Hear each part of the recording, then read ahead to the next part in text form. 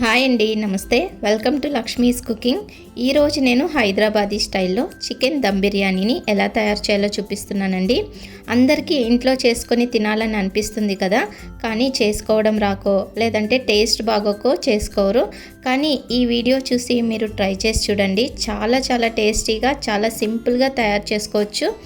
మరి ఈ చికెన్ బిర్యానీని ఎలా తయారు చేసుకోవాలో ఇప్పుడు చూద్దాం. ముందుగా అయితే 1 kg చికెన్ని శుభ్రంగా కడిగేసి నీళ్లు లేకుండా ఇలా ఒక గిన్నెలోకి తీసి పెట్టుకోవాలి. ఇప్పుడు ఈ చికెన్ మ్యారినేషన్ కోసం ముందుగా అయితే నేను ఇందులోకి సరిపడినంత సాల్ట్ని వేసుకుంటున్నాను.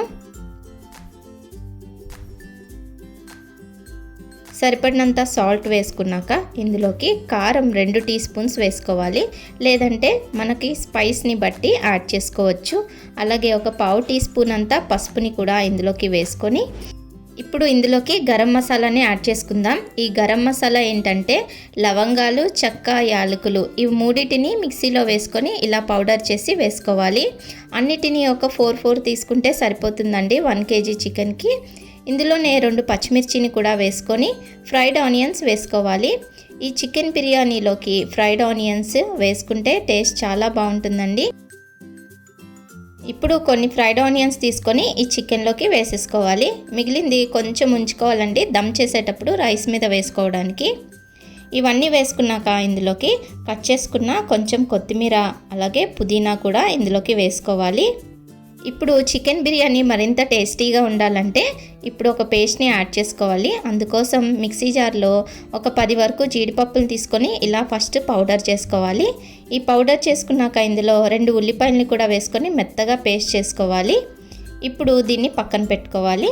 చికెన్ ఉంది కదండి, ఇందులోకి ఒక 2 టేబుల్ స్పూన్స్ వరకు అల్లం వెల్లుల్లి పేస్ట్ అలాగే మనం మిక్సీ చేసుకున్న ఈ కాజు అలాగే ఆనియన్ పేస్ట్ని కూడా వేసేసుకోవాలి. ఇవన్నీ వేసేసుకున్నాక ఇందులోకి ఆనియన్స్ ఫ్రై చేసిన ఆయిల్ని ఒక 2 పెద్ద టేబుల్ స్పూన్స్ అంతా ఇందులోకి వేసుకోవాలి. ఇలా వేసేసుకొని మొత్తం అంతా చేత్తో బాగా మిక్స్ చేసుకోవాలి. ఈ మసాలా అంతా చికెన్కి ఇలా బాగా పట్టించేసాక ఇందులోకి ఒక 1/2 లీటర్ వరకు పెరుగుని యాడ్ చేసుకోవాలి. పెరుగు అనేది ఫ్రెష్గా ఉండాలండి. ఇప్పుడు ఇందులోకి ఒక నిమ్మకాయ నుంచి తీసిన రసాన్ని యాడ్ చేసేసుకోవాలి. అన్నీ వేసుకున్నాక ఇలా ఒకసారి మొత్తం అంతా బాగా మిక్స్ చేసేసుకోవాలి. చికెన్ని ఈ విధంగా అన్ని స్పైసెస్ వేసుకొని మొత్తం అంతా బాగా కలిపేసి మూత పెట్టేసి ఒక 1 అవర్ వరకు ఫ్రిడ్జ్లో పెట్టేయాలండి. ఇదే టైంలో మనం బాస్మతి రైస్ కూడా నానబెట్టుకొని పెట్టుకోవాలి. 1 అవర్ తర్వాత మనం రైస్ ఉడికించుకుందాం. రైస్ కోసం నేను ఇక్కడ పెద్ద గిన్నెని స్టవ్ మీద పెట్టేసుకొని సరిపడినన్ని వాటర్ వేసుకున్నాను. అందులోకి సరిపడినంత ఉప్పు అలాగే హోల్ గరం మసాలాని వేసేసుకోవాలి. ఇందులోకి చెక్క, లవంగాలు, యాలకులు, బిర్యానీ ఆకు, 2 పచ్చిమిర్చి, ఒక అనాస పువ్వు, కొంచెం కొత్తిమీర అలాగే పుదీనాని వేసుకొని నీళ్లు బాగా మరగడానికి కోసం మూత పెట్టేసి హై ఫ్లేమ్లో 5 నిమిషాలు మరగనివ్వాలండి. 5 నిమిషాల తర్వాత చూడండి నీళ్లు ఇలా మరుగుతుంటాయి కదా, ఈ స్టేజ్లోని మనం ముందుగా నానబెట్టి పెట్టుకున్న బాస్మతి రైస్ని ఇందులోకి వేసేయాలి. ఇందులోకి వేసేసి మొత్తం అంతా ఒకసారి మిక్స్ చేసుకోవాలి. ఇప్పుడు దీని మీద మూత పెట్టేసి ఒక 5 నిమిషాలు బాగా మరగనివ్వాలండి. మూత పెడితే తొందరగా ఉడుకుతుంది. 5 నిమిషాల తర్వాత మూత తీసి చూద్దాం. చూడండి మనకి రైస్ ఎంత బాగా ఉడుకుతుందో. ఇప్పుడు ఒకసారి కలిపేసుకొని రైస్ని చెక్ చేసుకోవాలి. రైస్ అనేది మనకి ఒక 60% వరకు కుక్ అయితే సరిపోతుంది. ఒకసారి చూసుకోవాలి. ఇలా విరిపితే మనకి 2 ముక్కలుగా విరగాలి. ఇలా విరిగితే మనకి ఇది కరెక్ట్గా కుక్ అయినట్టు. ఇప్పుడు స్టవ్ ఆఫ్ చేసేసుకొని మనం బిర్యానీ ఎందులో అయితే చేసుకోవాలనుకుంటున్నామో అందులోకి మనం మ్యారినేట్ చేసిన చికెన్ని వేసేసుకొని ఒక టీ స్పూన్ నెయ్యి వేసుకోవాలి. నెయ్యి వేసుకున్నాక ఉడికించిన రైస్లోంచి కొద్దిగా వాటర్ తీసుకొని ఇందులోకి వేసుకోవాలి. ఇప్పుడు ఇదంతా బాగా మిక్స్ చేసుకోవాలి.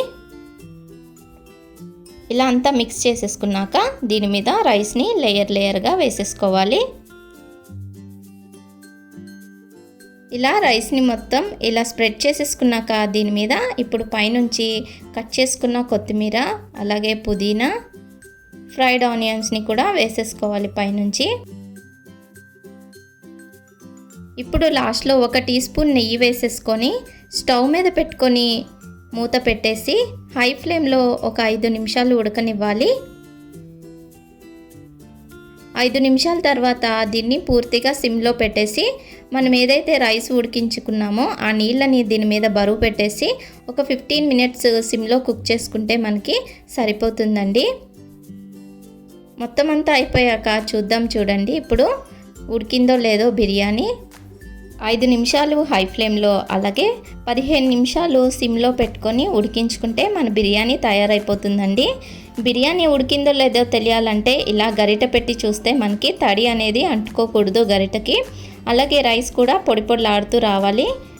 ఒకవేళ బిర్యానీలో తడి ఉన్నట్టు అనిపిస్తే ఒక 5 నిమిషాలు హై ఫ్లేమ్లో ఉడికిస్తే సరిపోతుందండి. మనకి బిర్యానీ తయారైపోయినట్టే. చూడండి ఎంత పొడి పొడిలాడుతూ చికెన్ కూడా పర్ఫెక్ట్గా కుక్ అయిపోయింది. మరి మీరు కూడా ఒకసారి ఈ బిర్యానీని ఇలా ట్రై చేసి చూడండి, మీకు కూడా చాలా బాగా కుదురుతుంది. మనం చికెన్ని ఏమాత్రం కూడా సెపరేట్గా మళ్ళీ కుక్ చేయలేదు, అంతా కూడా దమ్లోనే కుక్ అయిపోయింది. అయినా కానీ చికెన్ ఎంత బాగా కుక్ అయిందో చూడండి, ఎంత మెత్తగా సాఫ్ట్గా ఉడికిందో. మరి నేను చేసిన ఈ బిర్యానీ రెసిపీ మీకు నచ్చితే తప్పకుండా లైక్ చేయండి, షేర్ చేయండి, అలాగే కామెంట్ చేసి నా ఛానల్ని సబ్స్క్రైబ్ చేసుకోండి. Thanks for watching.